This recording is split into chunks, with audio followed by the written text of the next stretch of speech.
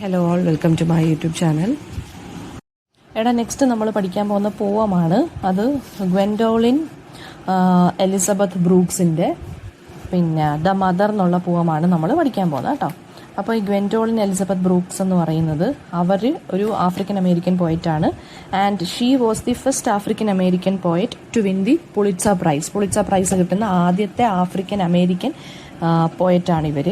പിന്നെ ഇവരുടെ വർക്ക്സിനെ കുറിച്ച് പറയാനാണെന്നുണ്ടെങ്കിൽ പൊളിറ്റിക്കൽ സബ്ജക്ട്സിനെ കുറിച്ചും പൊളിറ്റിക്കൽ ഫിഗേഴ്സിനെയൊക്കെ കുറിച്ചാണ്, പൊളിറ്റിക്സിലുള്ള അതായത് പൊളിറ്റിക്കൽ ഇഷ്യൂസിനെ കുറിച്ച്, പൊളിറ്റിക്കൽ തീംസ്, പൊളിറ്റിക്കൽ ഫിഗേഴ്സ്, അതായത് പൊളിറ്റിക്കൽ ലീഡേഴ്സിനെ കുറിച്ചൊക്കെയാണ് ഇവരുടെ വർക്ക്സിനകത്ത് പറഞ്ഞു പോകുന്നത്. അതായത് നമ്മുടെ നെൽസൺ മണ്ടേലയെ കുറിച്ചും അദ്ദേഹത്തിന്റെ വൈഫായിട്ടുള്ള വിന്നി മണ്ടേലയെ കുറിച്ചും ഒക്കെയാണ് ഇവരുടെ കുറേ പോംസിനകത്ത്, കുറേ വർക്ക്സിനകത്ത് പറഞ്ഞു പോകുന്നുണ്ട്.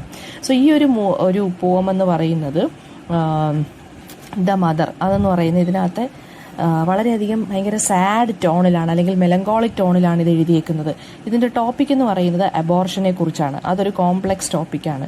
സോ ഈ ഒരു പോം എഴുതിയിരിക്കുന്നതെന്ന് വെച്ച് കഴിഞ്ഞാൽ നമ്മുടെ ആദ്യം, അതായത് അബോർഷനൊക്കെ ഒരു എന്താ പറയുക, അബോർഷൻ ചെയ്യാനുള്ള റൈറ്റൊക്കെ നമ്മുടെ US അല്ലെങ്കിൽ അമേരിക്കയിൽ കൊടുക്കുന്നതിന് മുന്നേ ആണ് ഈ ഒരു പോം എഴുതിയിരിക്കുന്നത്. അതായത് അബോർഷൻ ചെയ്യാൻ പറ്റില്ലാത്ത ആ ഒരു സമയത്താണ് ഈ ഒരു പോം എഴുതിയിരിക്കുന്നത് കേട്ടോ. അപ്പോൾ ഇതിന്റെ സ്പീക്കർ എന്ന് പറയുന്നത് ഒരു ഇംപവറിഷ്ഡ് മദർ ആണ്. ഇംപവറിഷ്ഡ് മദർ എന്ന് വെച്ചാൽ വളരെയധികം കഷ്ടപ്പാടും ദുരിതവും പോവർട്ടിയൊക്കെ അനുഭവിക്കുന്ന ഒരു അമ്മയുടെ വേദനയാണ് ഈ ഒരു പോയത്തിനകത്ത് പറയുന്നത്. ഒരുപാട് അബോർഷൻസ് ചെയ്തിട്ടുള്ള ഒരു അമ്മയുടെ വേദന.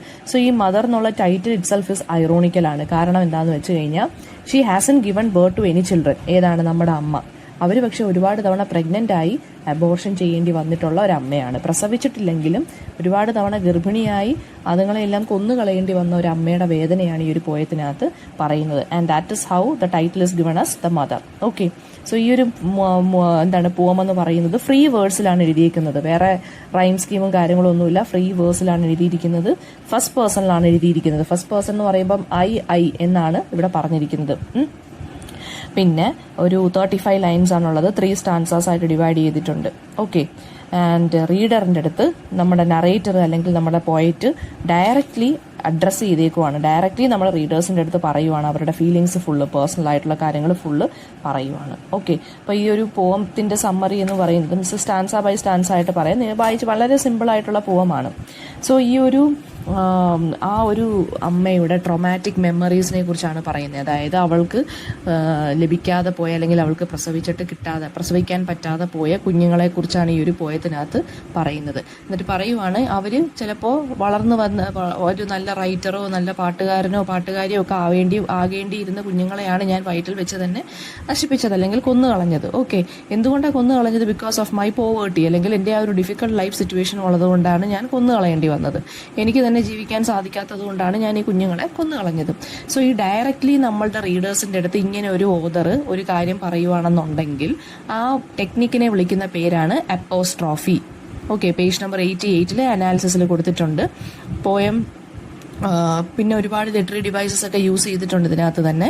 അപ്പോൾ എന്തിനെക്കുറിച്ചാണ് പറഞ്ഞേക്കുന്നത്? അൺബോൺ ചിൽഡ്രനെ കുറിച്ചാണ് ഇതിനകത്ത് പറഞ്ഞേക്കുന്നത്. ജനിക്കാതെ പോയ കുട്ടികളെ കുറിച്ച് വളരെ ഇന്റിമേറ്റ്, ഇമോഷണൽ ആയിട്ടുള്ള ഒരു മദർഹുഡിന്റെ ഒരു പേഴ്സണൽ ഡിസ്ക്രിപ്ഷനാണ് ഇതിനകത്ത് കൊടുത്തേക്കുന്നത്. വളരെ മെലങ്കോളിക് ആയിട്ടുള്ള ടോണിലാണ് എഴുതിയേക്കുന്നത്.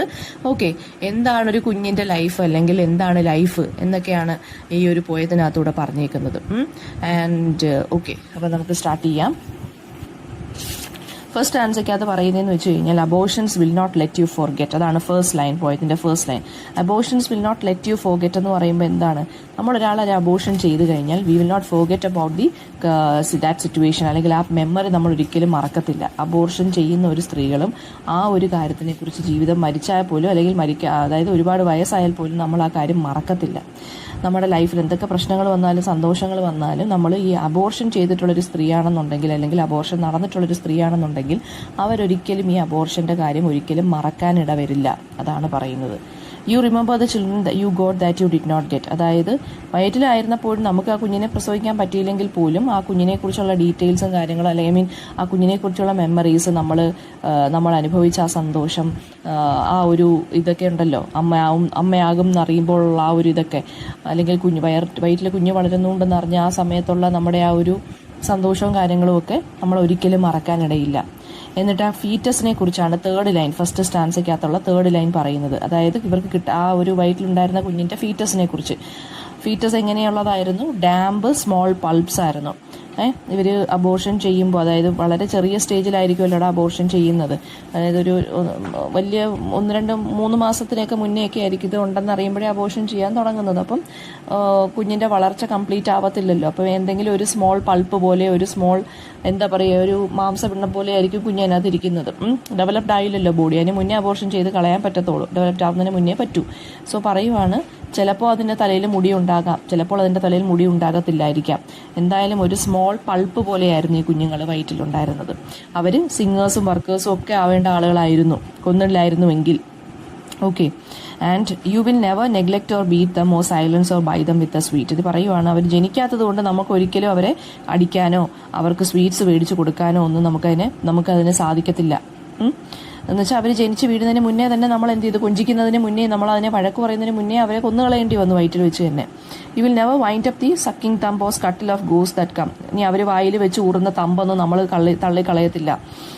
പിന്നെ അതുപോലെ തന്നെ അവരെ പേടിപ്പിക്കാൻ വരുന്ന ഗോസ്റ്റുകളെയൊക്കെ, അതായത് അവർ ദുസ്വപ്നം കണ്ട് പേടിക്കുവാണെങ്കിൽ നമ്മൾ അതിനെയൊന്നും എനിക്ക് ഓടിക്കേണ്ടി വന്നിട്ടില്ല. അതായത് ഈ കുഞ്ഞ് ദുസ്വപ്നം കാണുന്നതോ അല്ലെങ്കിൽ ഈ കുഞ്ഞ് വായിലിട്ട് വിരലൂറുന്നതോ ഒന്നും എനിക്ക് കാണേണ്ടി വന്നിട്ടില്ല. കാരണം അതിന് മുന്നേ ഞാൻ അതിനെ കൊന്നുകളഞ്ഞു. You will never leave them controlling your luscious eye, return for a snack of them with gobbling mother eye. ഇനി പറയുവാണ്, നമ്മൾ ഒരിക്കലും അവരെ ഒറ്റയ്ക്ക്, അതായത് അതുങ്ങളെ ഒറ്റയ്ക്കാക്കേണ്ടി വന്നിട്ടില്ല എനിക്കിതുവരെ. കാരണം എന്തുകൊണ്ടാണ്? അല്ലെങ്കിൽ അവരുടെ ആ ഒരു പിന്നെ അവർക്ക് സ്നാക്സ് തിരിച്ചു കൊടുക്കാനോ, അല്ലെങ്കിൽ അമ്മയും കുഞ്ഞും തമ്മിലുള്ള നോട്ടം ഉണ്ടല്ലോ, ആ ഒരു പാഷനേറ്റ് ആയിട്ടുള്ള, ആ ഒരു ലവിങ് ആയിട്ടുള്ള, ആ ഒരു കെയറിങ് ആയിട്ടുള്ള ആ ഒരു ഗ്ലാൻസ് പോലും എനിക്ക് ഒരിക്കലും ഇതുവരെ കൊടുക്കേണ്ടി വന്നിട്ടില്ല എൻ്റെ കുഞ്ഞിന് എന്ന് പറയുവാണ്. പിന്നെ സെക്കൻഡ് സ്റ്റാൻസയ്ക്കകത്ത് എന്താണ്? I have heard in the voices of the wind the voices of my dim killed children. അതായത് കാറ്റടിക്കുമ്പോൾ ഞാൻ എന്ത് കേട്ടിട്ടുണ്ട്? ഞാൻ കൊന്നു കളഞ്ഞിട്ടുള്ള എൻ്റെ കുഞ്ഞുങ്ങളുടെ കരച്ചിലുകൾ. ഡിം കിൽഡ് ചിൽഡ്രൻ എന്ന് വെച്ച് കഴിഞ്ഞാൽ എന്താണ്? വളരെ ചെറുപ്പത്തിലെ കൊന്നു കളഞ്ഞത്, അതായത് കുഞ്ഞായിട്ടിരുന്നപ്പോഴേ കൊന്നു കളഞ്ഞ എൻ്റെ ആ കുഞ്ഞുങ്ങളുടെ കരച്ചിലുകൾ എനിക്ക് കാറ്റടിക്കുമ്പോൾ കേൾക്കാം, ആ ഒരു വിൻഡിൽ കേൾക്കാൻ സാധിക്കുന്നുണ്ട്. I have contracted, I have eased my dim dears at the breast they could never suck. അതായത് എന്നാലും ഞാൻ ആ പെയിനൊക്കെ എന്ത് ചെയ്തിട്ടുണ്ട്? അതായത് ഞാൻ ആ പെയിനൊക്കെ ഇപ്പോഴും സഹിച്ച് ഇങ്ങനെ ജീവിക്കുവാണ്. ഞാൻ ഇങ്ങനെ സഫർ ചെയ്ത്, മിണ്ടാതെ സൈലൻ്റ് ആയിട്ട് സഫർ ചെയ്ത് ജീവിക്കുവാണ്. കാരണം എനിക്ക് വേറെ ഓപ്ഷൻ ഇല്ല. ഓക്കെ.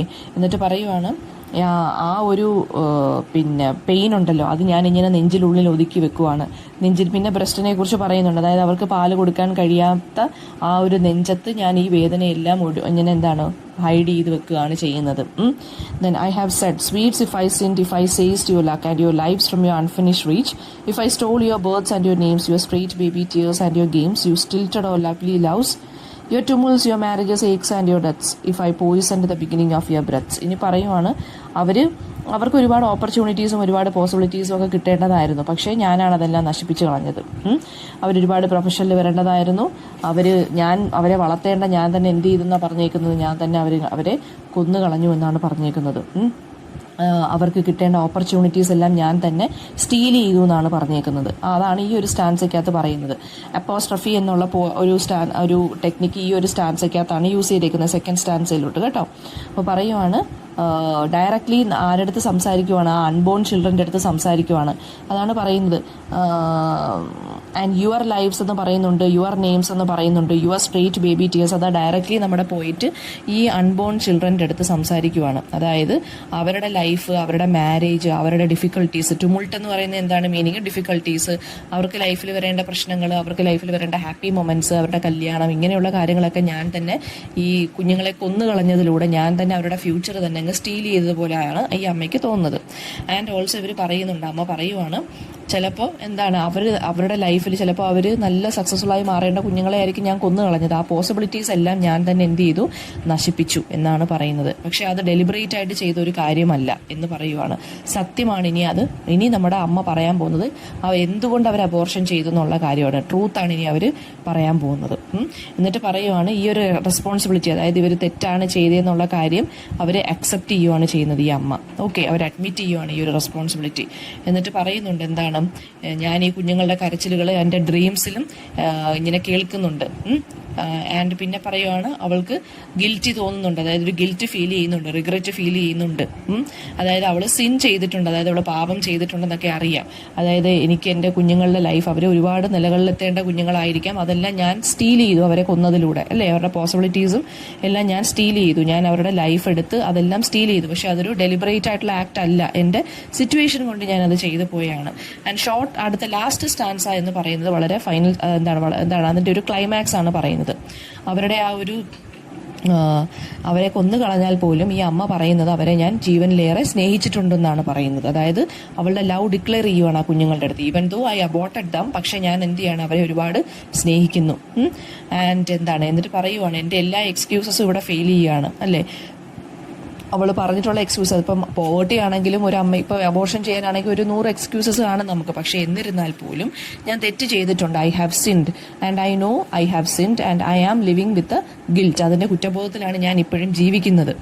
നിങ്ങൾ എന്തായാലും മരിച്ചുപോയി, ഞാൻ ചെയ്തൊരു ക്രൈമാണ് എന്ന് പറയുവാണ്. ഓക്കെ, ഞാനൊരു ഫോൾട്ടാണ് ചെയ്തത്, എനിക്കത് മനസ്സിലായി എന്ന് പറയുവാണ്. And you were born, you had body. നിങ്ങൾ എൻ്റെ വയറ്റിൽ ഉണ്ടായിരുന്നു, നിങ്ങൾക്കൊരു ഒരു ബോഡി ഉണ്ടായിരുന്നു, പക്ഷേ നിങ്ങളെ ഞാൻ കൊന്നു കളഞ്ഞു. ആൻഡ് നിങ്ങൾ ചിരിച്ചിട്ടില്ല, നിങ്ങൾ കരഞ്ഞിട്ടില്ല, അല്ലേ? നിങ്ങൾ പ്ലാൻഡ് ആയിട്ട് ജനിച്ചതുമല്ല എൻ്റെ വയറ്റിൽ. ഇങ്ങനെ പറയുവാണ് ആ സ്റ്റാൻസയ്ക്കകത്ത്, ലാസ്റ്റ് സ്റ്റാൻസയ്ക്കകത്ത്. ആൻഡ് പിന്നെന്താണ്, എല്ലാ എക്സ്ക്യൂസസും ഫെയിൽ ചെയ്യുന്നത് എപ്പോഴാണ്? ഈ നമ്മൾ അബോർഷൻ ചെയ്യാൻ എന്തെങ്കിലുമൊക്കെ കാരണങ്ങൾ കാണും, പോവർട്ടി കാണും, ചിലപ്പോൾ പ്ലാൻഡ് ആയിട്ടുള്ള പ്രഗ്നൻസി ആയിരിക്കത്തില്ല, അങ്ങനെ ഒരുപാട് എക്സ്ക്യൂസ് ഉണ്ട്. ചിലപ്പോൾ അമ്മയ്ക്ക് ചിലപ്പം ഹെൽത്ത് വൈസ് ചിലപ്പോൾ പ്രശ്നമായിരിക്കും പ്രഗ്നൻസി, അതുകൊണ്ടൊക്കെ അബോർഷൻ ചെയ്യുന്ന ഒരുപാട് റീസൺസ് ഉണ്ട്. പക്ഷേ എന്തൊക്കെ റീസൺസ് ഉണ്ടായാലും എൻ്റെ തെറ്റ് തന്നെയാണിത്. എന്നിട്ട് പറയുവാണ് ഞാൻ നിങ്ങളെ കൊന്നു കളഞ്ഞാൽ പോലും ഞാൻ നിങ്ങളുടെ ലവ് ചെയ്തുകൊണ്ട് തന്നെ ഇരിക്കും. I won't stop you loving എന്ന് ആര് പറയണം? അമ്മ പറയുവാണ്. എന്നിട്ട് ഇവിടെ all believe me I loved you all എന്ന് പറയുന്നുണ്ട് ഏറ്റവും സെക്കൻഡ് ലാസ്റ്റ് ലൈനിൽ. ഐ ലവ്ഡ് യു ഓൾ എന്ന് വെച്ച് കഴിഞ്ഞാൽ എന്താണ്? The mother has done multiple abortions, അതായത് ഒരുപാട് കുഞ്ഞുങ്ങളെ ചിലപ്പോൾ അബോർഷൻ ചെയ്ത് കാണും, അതായിരിക്കും പറയുന്നത് ഐ ലവ്ഡ് യു ഓൾ എന്ന് പറയുന്നത്. പിന്നെ അല്ലെങ്കിൽ പറയാൻ നമുക്ക് എല്ലാ അമ്മമാരെ കുറിച്ചും പറയുന്നത് പോലെ, അതായത് അബോർഷൻ ചെയ്ത എല്ലാ അമ്മമാർക്ക് വേണ്ടിയും ഈ പോയിട്ട് സംസാരിക്കുന്ന പോലെ നമുക്ക് എടുക്കാം. ഓളെന്നുള്ള ഓളെന്നുള്ള വേർഡ് കിടക്കുന്നതുകൊണ്ട്. ഓക്കെ, ആൻഡ് പിന്നെന്താണ് പറഞ്ഞത്, ആ ഒരു ഗിൽറ്റിൽ നിന്ന് ഈ അമ്മയ്ക്ക് രക്ഷപ്പെടാൻ സാധിക്കുന്നില്ല. പക്ഷേ എന്നാൽ ഈ അമ്മ എന്ത് ചെയ്യുകയാണ്? കൺഫസ് ചെയ്യുകയാണ്, അവരുടെ ലവ് എക്സ്പ്രസ് ചെയ്യുവാണ്, ആ ഒരു റിലീഫിന് വേണ്ടി. ലാസ്റ്റ് അതാണ് പറയുന്നത്, I new U though faintly, അതായത് എനിക്ക് നിന്നെ അറിയാം, പക്ഷേ ഫെയിൻ്റ് ആയിട്ടേ അറിയത്തുള്ളൂ, വലുതായിട്ട് എനിക്ക് അറിയാൻ പറ്റത്തില്ല. കാരണം നിന്നെ എനിക്ക് പ്രസവിച്ച് എൻ്റെ കയ്യിൽ കിട്ടിയിട്ടില്ല, എൻ്റെ വയറ്റിൽ വെച്ച് അപ്പം തന്നെ ഞാൻ കൊന്നു കളഞ്ഞതാണ്. സോ എനിക്ക് അറിയാം നിന്നെ, പക്ഷേ എബവ് ഓൾ എന്താണ്, ഞാൻ നിങ്ങളെ അല്ലെങ്കിൽ ഇതുവരെ അബോർഷൻ ചെയ്തിട്ടുള്ള എല്ലാ കുഞ്ഞുങ്ങളെയും ഞാൻ സ്നേഹിക്കുന്നു എന്ന് പറയാണ്. അത് ഞാൻ ഒരിക്കലും നിർത്തില്ല.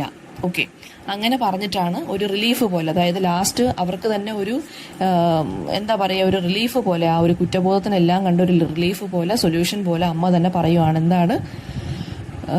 നിന്നെ ഞാൻ വളർത്തിയിട്ടില്ല, നിങ്ങളുടെ സ്വപ്നങ്ങളെല്ലാം ഞാൻ അത് കൈയടക്കുകയാണ് ചെയ്തത്, നശിപ്പിക്കുകയാണ് ചെയ്തത്, നിങ്ങളുടെ ജീവൻ ഞാൻ എടുത്തു, ഞാൻ സിൻഡാണ്, ഞാൻ ഫോൾട്ട് ചെയ്തു, ഞാൻ ഡെലിബറേറ്റ് ആയിട്ട് ചെയ്ത ആക്ട് അല്ല അത്, എന്നാൽ പോലും എനിക്ക് നിങ്ങളെ എല്ലാവരെയും ഇഷ്ടമാണ് എന്ന് ആര് പറയുവാണ്? ഈ അമ്മ പറയുവാണ്. ഓക്കെ, അപ്പോൾ ഇത് എന്തിനെ കുറിച്ചാണ് പറയുന്നത്? പോവർട്ടിയുടെ ഇമ്പാക്റ്റിനെ കുറിച്ചാണ് പറയുന്നത്.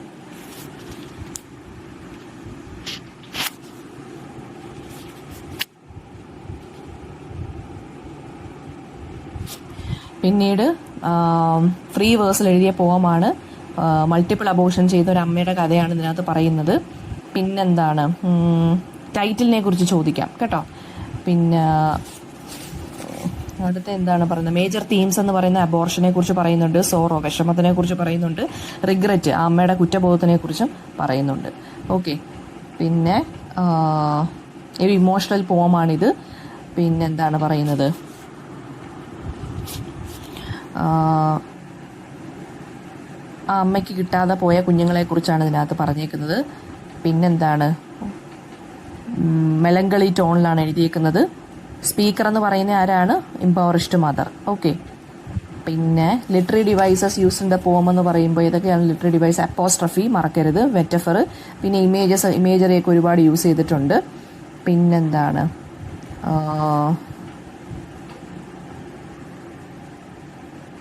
സിഗ്നിഫിക്കൻസ് ഓഫ് ദ ടൈറ്റിൽ എന്ന് പറയുമ്പം മദർഹുഡിനെ മൊത്തത്തിലാണ് ഇവിടെ പോയിട്ട് പറഞ്ഞിരിക്കുന്നത് കേട്ടോ.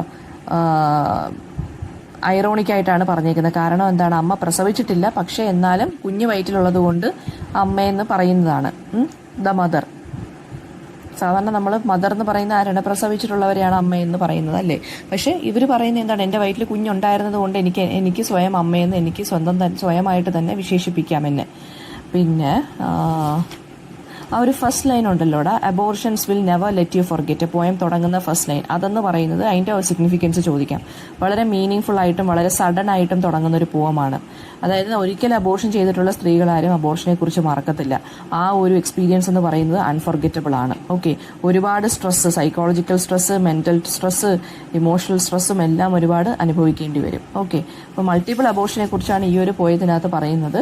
അപ്പോൾ അമ്മ ഫേസ് ചെയ്ത ഗിൽറ്റിനെ കുറിച്ചും വളരെ കോംപ്ലിക്കേറ്റഡ് ആയിട്ടുള്ള ഇഷ്യൂസിനെ കുറിച്ചുമാണ് ഇതിനകത്ത് പറയുന്നത്. പിന്നെ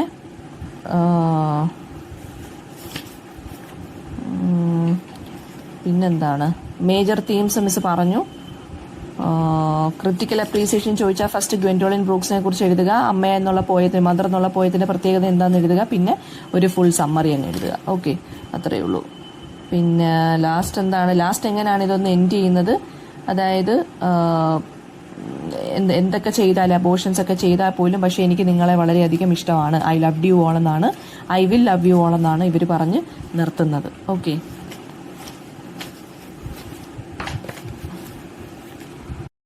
അപ്പോൾ ഇതാണ് നമ്മുടെ പോവാം. എന്തെങ്കിലും ഡൗട്ട് ഉണ്ടെങ്കിൽ കമൻറ്റ് സെക്ഷനിൽ ചോദിക്കുക. Thank you all.